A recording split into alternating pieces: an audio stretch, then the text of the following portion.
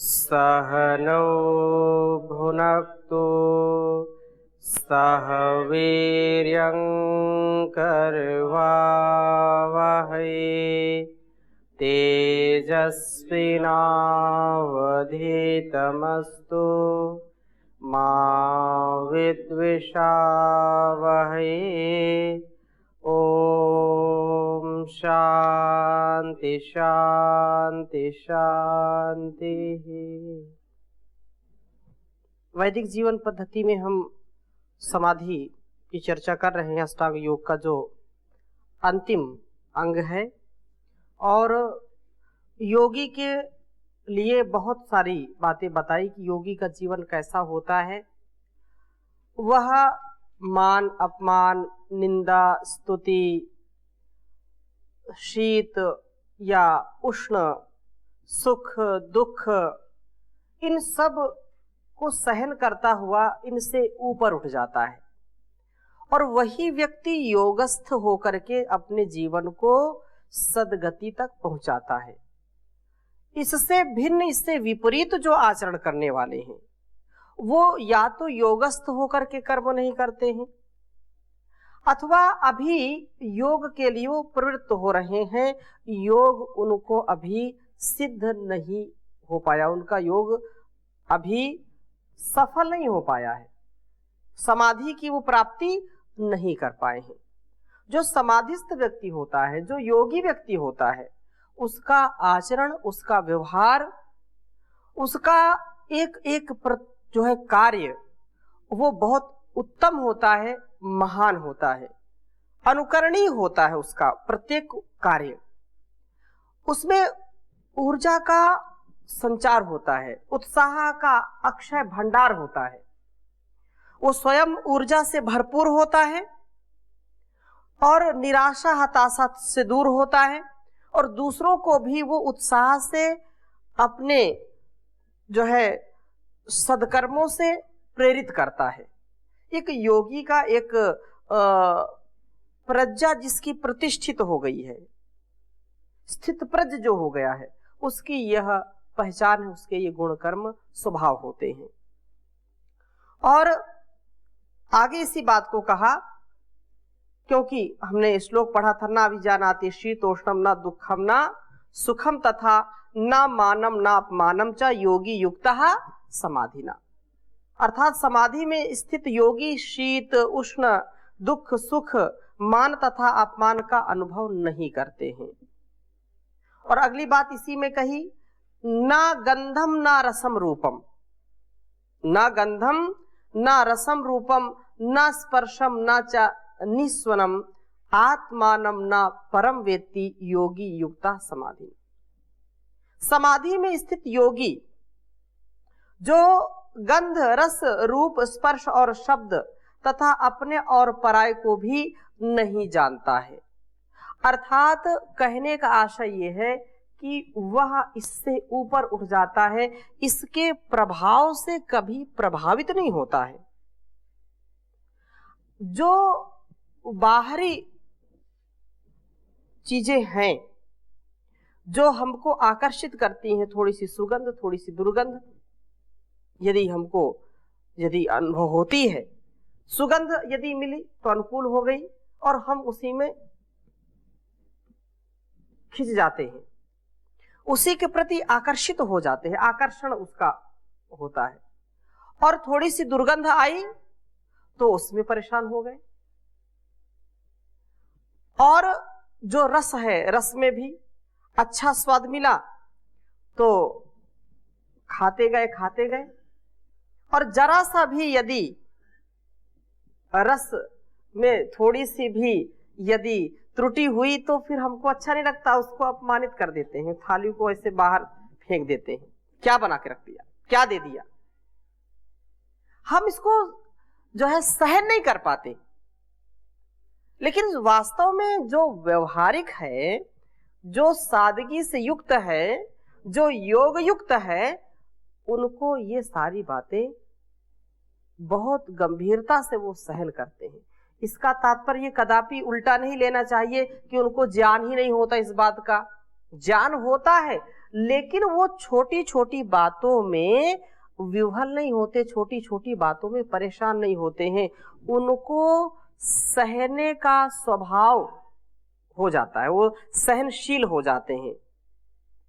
योग युक्त होने का ये बहुत बड़ा लाभ है। आज छोटी छोटी बातों में जिनको नहीं सोचना, जिन पर विचार नहीं करना है, शब्द के रूप में, स्पर्श के रूप में, या आहार विचार व्यवहार के रूप में, हम जब योग को नहीं आत्मसात करेंगे या नहीं करते हैं तो इन छोटी छोटी बातों में परेशान हो जाते हैं। आज ही एक माँ अपने बेटे को लेकर के आई, स्वामी जी ये ISPCS की तैयारी करता है और ये बड़ा तनाव में रहता है। बहुत उसके माता पिता संस्कारित हैं, और क्योंकि वो चाहता है कि मैं ये बनूं, लेकिन वो कोशिश करता है और उसमें उसको हताशा निराशा आ जाती है, असफल होने का डर है। मैंने पूछा आपकी आयु क्या है? बोले 21 वर्ष अभी है। 21 वर्ष की आयु में उसने ऐसी स्थिति अपनी बना ली कि उसके माता पिता और सगे संबंधी परेशान। क्योंकि उसका उठना बैठना सोना जागना बात करना सब अस्त व्यस्त हो गया। एक टारगेट को लेकर के, एक एम को लेकर के, एक लक्ष्य को लेकर के हम आगे बढ़ रहे हैं, लेकिन यदि सात्विकता नहीं है, यदि योग नहीं है, यदि हम समाधान में नहीं जीते हैं, तो हमारे जीवन में भी कष्ट आता है और हम दूसरों को भी कष्ट देते हैं। योगी होने का सबसे बड़ा लाभ क्या है कि हम समाधान में रहते हैं। योगस्थ, इसीलिए का योगस्था कुरु कर्माणि संगम त्यक्त्वा धनंजया सिद्ध सिद्ध्य समो भूत्वा समत्वम योग उच्यते। योगस्थ होकर के सारे कार्य करो, समाधिस्थ होकर के सारे कार्य करो, समाधान में रह करके सारे कार्य हम करें, अपने कर्तव्य का निर्वहन करें, और जो कुछ भी बाधाएं आए उनको सहन करें, जो भी कर्तव्य आए उनका वहन करें, तो निस्संदेह हमारा जीवन योग में होता है। वो समाधि जिसकी विशेष चर्चा यहां पर है, वो कब मिलती है कब नहीं मिलती है, इसके विषय में भी बहुत लोग चिंतित हो जाते हैं। पिछले श्लोकों में हमने पढ़ा कि समाधि तो चाहते हैं, उसका योग का पालन भी किया, लेकिन समाधि नहीं मिली तो बीच में छोड़ दिया।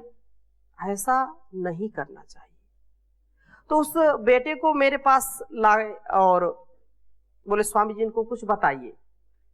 क्या बताया जाए, उसको सब जानकारी है, लेकिन व्यक्ति जब जीना चाहे तो उसके लिए रास्ते हैं। रास्ते उसी के वास्ते हैं जो उन पर चलना चाहता है। सृष्टि अपनी दृष्टि से देखती है कि आप क्या है, और वैसे ही वह आलंबन आपके सामने उपस्थित कर देती है। नहीं बात समझ में आई? जैसे हमारे अंदर की जो वासनाएं हैं, हमने ये विचार किया हमको ये भोग चाहिए, तो ये सृष्टि का नियम है कि वैसा ही आपको मिल जाएगा। इस बात को हमने बहुत अनुभव किया। आप भी यहाँ बैठे हुए हैं, आप स्वयं इस बात का अनुभव करें। चाहे शुभ हो या अशुभ हो, जैसी हमारी मनोदशा है, जैसा हमारा स्वभाव, जैसा हमारा व्यवहार है, वैसा ही हमको इस प्रकृति से मिलता है और कुछ इसके सिवा मिलता नहीं। अटल सिद्धांत है ये। इसलिए जहां चाह है वहां पर राह है। सब कुछ यहां पर है, अमृत भी है, विष भी है। अपने जीवन को जीने के लिए हम बहुत बड़ा लक्ष्य बना लेते हैं, और लक्ष्य बना तो लिया, लेकिन जब उसके अनुकूल कर्म नहीं करेंगे तो कैसे उसकी सिद्धि हो सकती? नहीं हो सकती। और फिर व्यक्ति परेशान होता है, हताश निराश होता है। ISPCS बनना चाहते हैं, लेकिन वैसा दिमाग भी चाहिए, और वैसी कृति भी चाहिए, वैसी मति भी हो, वैसी कृति भी हो, और वैसी स्मृति भी होनी चाहिए, वैसी प्रकृति भी होनी चाहिए। इन सारी चीजों को मिला करके फिर व्यक्ति यदि अच्छा कार्य करता है, अच्छी दिशा में जाता है, तो उसको समाधान भी मिलता है। और ये योगी सिद्ध करके दिखाता है। जो योगस्थ होकर के कर्म करता है, योगी होकर के, समाधिस्थ होकर के जो है अपने जीवन को जीता है, वह निसंदेह उत्तम गुण कर्म स्वभाव वाला हो जाता है। एतद आलंबनम श्रेष्ठम एतद आलंबनम परम एतद आलंबनम ज्ञात्वा ब्रह्मलोके महीयते।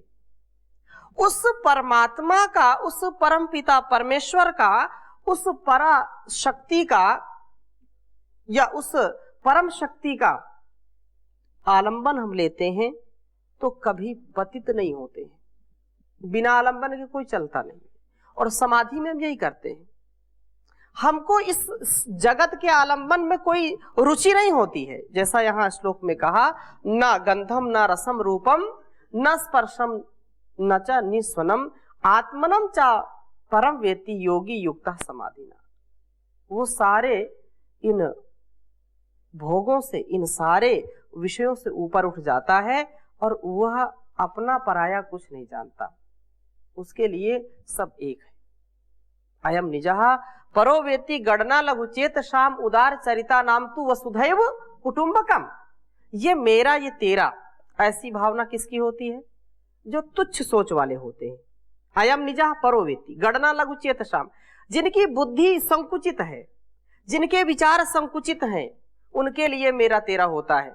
और जो विशाल हृदय वाले होते हैं उनके लिए वसुधैव कुटुंबकम। जो है उदार चरिता नाम तो वसुधैव कुटुंबकम, उदार चरित्र वाले हैं, उदार व्यवहार वाले हैं, उनके लिए सारा संसार ही एक परिवार है। तो वो अब परिवार में मेरा तेरा क्या है, मान अपमान क्या है? वो सारा परमात्मा के द्वारा ही सबको आच्छादित समझता है कि जो कुछ भी है ये तो सब मेरे मालिक का है, मैं और मेरा तो कुछ है ही नहीं। ऐसी भावना जब होगी तो व्यक्ति इन दुर्गुणों से ऊपर उठ जाता है। और आगे भी यही बात कही कि न विक्षेपो न चैकाग्र्यम नीति बोधो न मूढ़ता न सुखम न च वा दुखम उपशांतस्य योगिनः। बहुत उत्तम बात कही है। अष्टावक्र गीता का यह श्लोक है, इसको लिख लीजिए। एक समाधिस्थ व्यक्ति का, एक योगी व्यक्ति का कैसा स्वभाव होता है? न विक्षेपो न चैकाग्र्यम।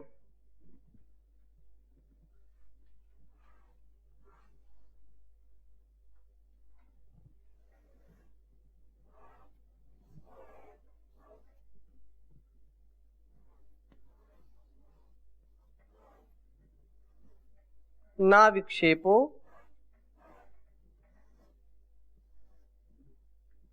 न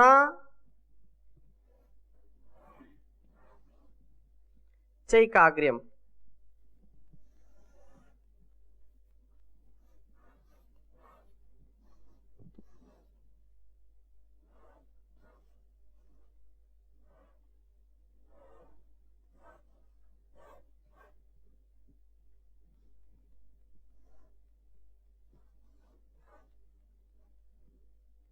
नीति बोधो न मूढ़ता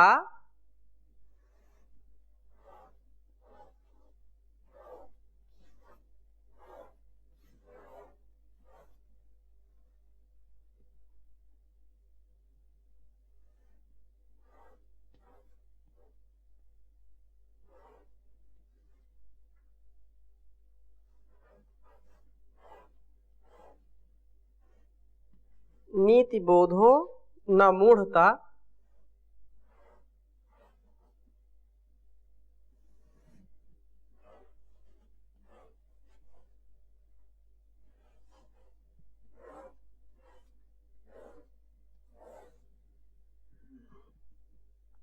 ना सुखम ना च वा दुखम,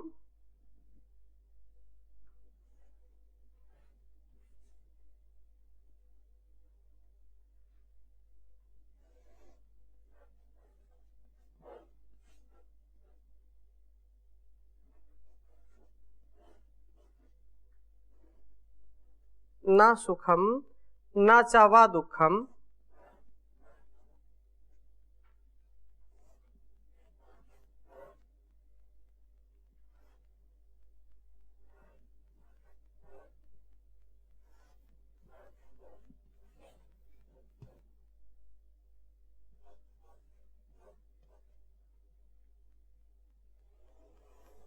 उपशान्तस्य योगिनः।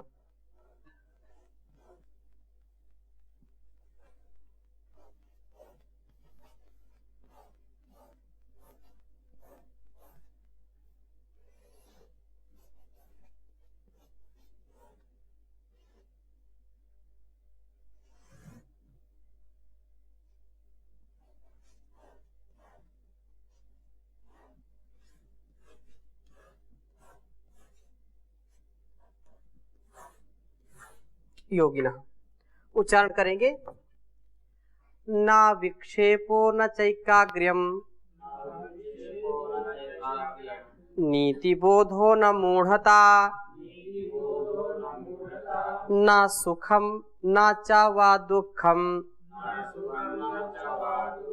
उपशान्तस्य योगिनः। न विक्षेपो न चैकाग्र्यम, नीतिबोधो न मूढ़ता, न सुखम न च वा दुखम, उपशान्तस्य योगिनः।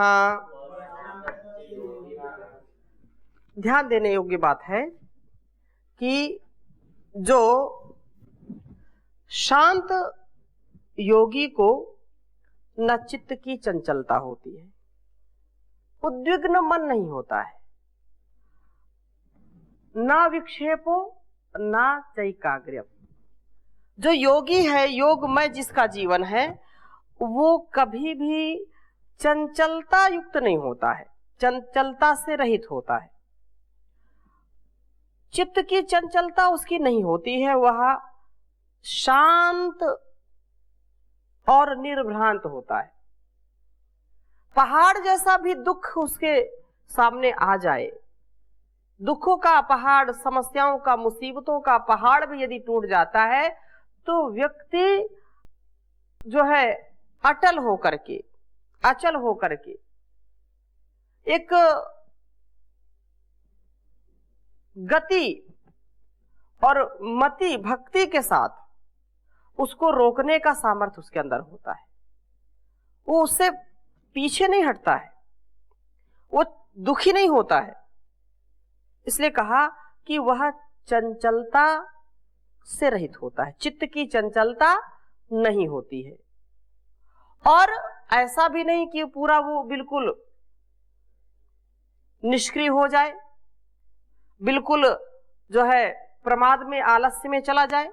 अंदर से पूर्ण क्रियाशील होता है, बाहर से पूर्ण शांत और अंदर से पूर्ण क्रियाशील। दूसरी स्थिति में यह कहें कि बाहर से पूर्ण क्रियाशील, अंदर से पूर्ण शांत। कुछ क्रियाएं बाहर से करनी पड़ती हैं, लेकिन अंदर से पूरा शांत। अंदर से पूरा शांत है, बाहर से पूरा क्रियाशील है। एक ये स्थिति है। दूसरी स्थिति है कि बाहर से पूर्ण शांत और अंदर से पूर्ण क्रियाशील। हम बैठे हैं बिल्कुल समाधिस्थ होकर के, बाहर से क्या है, बिल्कुल शांत है। अंदर से हमारी क्रियाशीलता किसके प्रति है? उस परम पिता परमेश्वर के प्रति है, सद्गुणों सद्कर्मों के प्रति है, उस पर हमारा पूरा ध्यान है। हम ऐसा नहीं कि अंदर से बिल्कुल निष्क्रिय हो गए। निष्क्रिय अवस्था में आने का मतलब क्या है? प्रमाद में आ गए या निद्रा में आ गए, तो वो स्थिति नहीं होगी। और ना अत्यंत जो है बोध और ना अत्यंत मूढ़ता होती, ना सुख और ना दुख होता है। ये समाधिस्थ योगी, शांत योगी को जो है ऐसे लक्षणों से युक्त देखा जा सकता है। और आगे कहा, नात्मानम ना परम वेत्ति न शीतम नोष्णमेव चा समाधि युक्तो योगिंद्रो न सुखम न सुखेतरम। योग करने का एक ग्रंथ है, तो उसमें कहा नात्मानम ना परम वेत्ति। ये जो योगी व्यक्ति है, तो योगी व्यक्ति के जो है लक्षण में ये बात कही कि समाधि में लीन योगी न अपने को जो है जानता है, न दूसरों को जानता है, न शीत न उष्ण न सुख और दुख को ही जानता है। वो तो जिस आनंद में लीन है, जिस परम शक्ति की आनंद युक्त जो स्थिति है उसमें लीन हो जाता है, उस समय अपना बोध उसको नहीं होता है और न किसी व्यक्ति विशेष के प्रति उसका कोई आकर्षण होता है। पूर्ण रूप से वह उस समय उसको शीत या जो है वर्षा या उष्णता का भी अनुभव नहीं होता, क्योंकि उसका मन किसी विशेष प्रयोजन में लगा हुआ है। उसकी जो भी शक्ति है, जो भी सामर्थ्य है, वो भी किसी दिव्य शक्ति के सानिध्य में लगा हुआ है, ऐसा जानना चाहिए।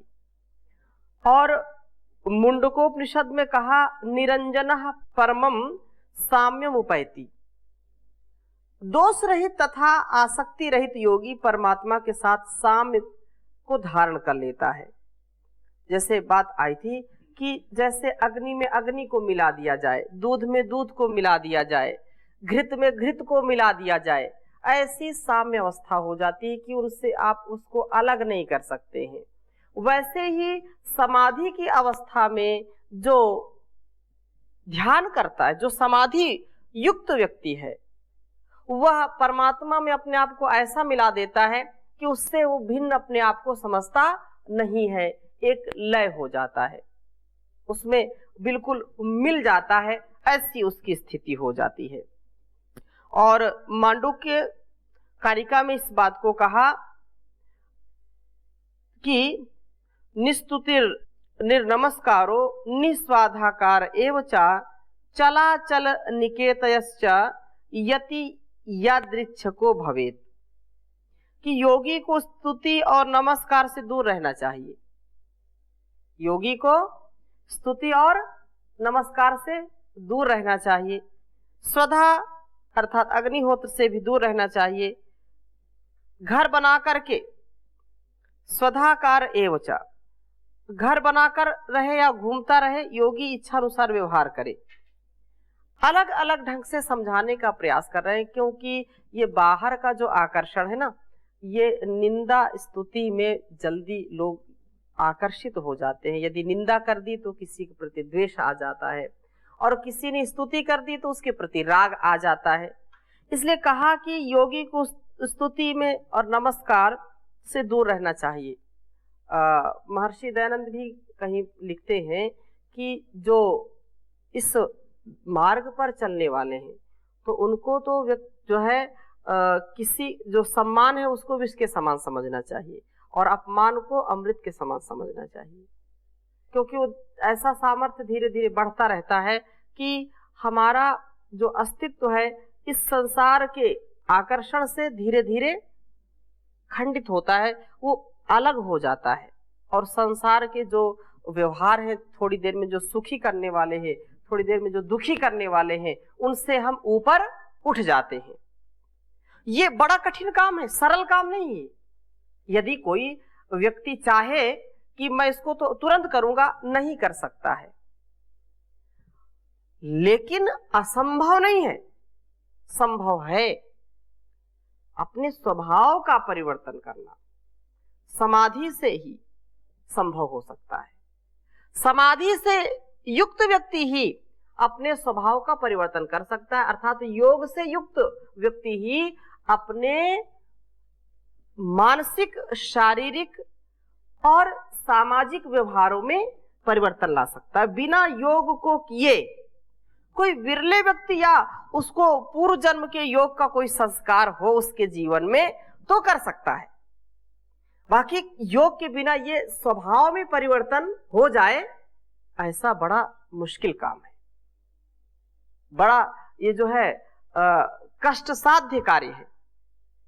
इसी को आगे सांख्य परिभाषा में कहा, निरालंब पदम प्राप्य चित्ते तत्र लयम गते निर्वर्तन्ते क्रियाः सर्वाः सा योगी निर्गुणः परः। कि आलंबन रहित पद को प्राप्त करके चित्त जब उसमें लय को प्राप्त कर लेता है तो उसकी समस्त चेष्टाएं निवृत्त हो जाती हैं। ऐसा श्रेष्ठ योगी निर्गुण कहा जाता है। जैसा पीछे कहा कि उसको अपना और पराये का ध्यान नहीं रहता है, उसका ध्यान जब उस भगवान में लग जाता है तो सब सुध बुध वो खो देता है, भूल जाता है, और वहां पर उसको परम शांति का अनुभव होता है, परम सुख का अनुभव होता है। वही बात यहाँ कही कि वो आलंबन रहित हो जाता है। आरंभ में तो आलंबन की आवश्यकता पड़ती है, जब हमने पढ़ा कि धारणा कहीं पर लगानी पड़ती है, ध्यान कहीं लगाना पड़ता है, फिर ध्यान का जो परिणाम वही समाधि है। धारणा के बाद ध्यान है, धारणा ध्यान और समाधि। धारणा से हमने किसी चीज पर, किसी वस्तु, किसी स्थान, किसी देश में हमने ध्यान जो है धारणा लगाई, ध्यान केंद्रित किया, और उसका परिणाम क्या है? समाधि। और समाधि में फिर जिस पर हमने ध्यान लगाया था, जिस वस्तु पर, नासिका पर, आज्ञा चक्र पर, विशुद्धि चक्र पर, या कहीं भी लगाया, तो वो धीरे धीरे वो हट जाता है। आलंबन रहित हो जाना, उस सबका जो आलंबन है, उस एतत् आलंबनम परम, जो सबसे ज्यादा आलंबन हमारा होना चाहिए, वो उस ओम, उस परमात्मा, उस ईश्वर की भक्ति का जो रसास्वादन है, वो सारे रसों को फीका कर देता है। रसो वैसा, उसका जब रस मिलने लगता है तो हमको अन्य किसी भी भौतिक रसों की स्मृति नहीं रहती है, भौतिक रसों में कोई जो हमारी रुचि नहीं रहती है, क्योंकि वो तो रसों का भी रस है। ऐसे वो आलंबन जो सारे संसार का आलंबन है, जब उसका आलंबन ले लेते हैं और अन्य निरालंब पद को प्राप्त कर लेते हैं तो चित्ते तत्र लयम गते, उस समय जो है चित्त जब उसमें लय को प्राप्त कर लेता है तो निर्वर्तन्ते क्रिया सर्वा, सारी क्रियाएं निवृत्त हो जाती हैं, चेष्टाएं निवृत्त हो जाती हैं, और ऐसा जो करने वाला है वह श्रेष्ठ योगी निर्गुण योगी कहलाता है। तो वह योगी निर्गुण कहा जाता है। तो इसकी चर्चा हम और अगली कक्षा में करेंगे। अभी यहीं पर इसका जो है विराम करते हैं।